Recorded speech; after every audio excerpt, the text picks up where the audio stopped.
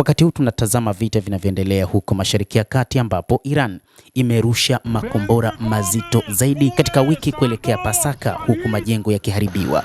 Takribani makombora 10 ya ballistic yamerushwa Jumatano jioni huko nchini Israel wakati raia nchini humo wakijiandaa kwa ajili ya sherehe za Pasaka.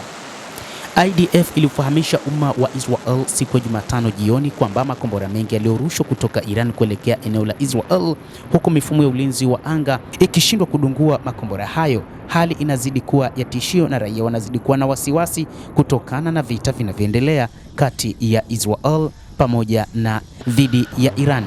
Takribani makombora 10 ya ballistic yamerushwa katika dakika chache za kwanza za mashambulizi hayo na kuashiria mojawapo ya mashambulio makubwa kutoka Iran katika wiki za hivi karibuni. Ni makombora machache lakini mazito mno, jeshi la Israel limeeleza. Ni makombora ya ballistic ambayo kimsingi yamefanya uharibifu mkubwa, licha ya kwamba Israel haikueleza juu ya vifo, lakini kumekuwa na majeruhi kadhaa.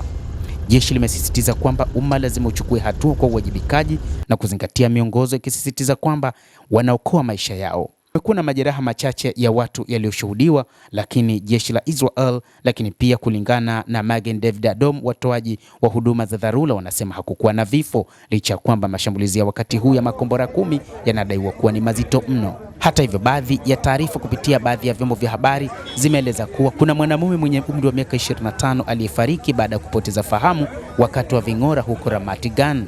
Haijabainika mara moja ikiwa kifo chake kilihusishwa moja kwa moja na mashambulizi yaliyofanywa na Iran kwa makombora ya ballistic, makombora ambayo yalisababisha uharibifu mkubwa katika maeneo mbalimbali katika taifa hilo la Kiyahudi la Israel. Kwa mujibu wa taarifa, inaonekana katika eneo la athari katikati mwa Israel kufuatia msururu wa makombora. Hata hivyo, mapema siku ya leo Alhamisi asubuhi, makombora ya ziada ya Iran yalirushwa katikati na kaskazini mwa Israel. Polisi na timu ya uokoaji ya IDF imejibu ripoti za athari nyingi za mashambulizi hayo katikati mwa Israel. MDA imeripoti kwamba hakukuwa na majeruhi wengi. Hata hivyo, idadi ndogo ya watu walitibiwa majeraha madogo na mashambulizi ya hofu, lakini bado anasema wanaendelea kufukua baadhi ya watu waliofukiwa katika vifusi kutokana na mashambulizi ya makombora ya Iran.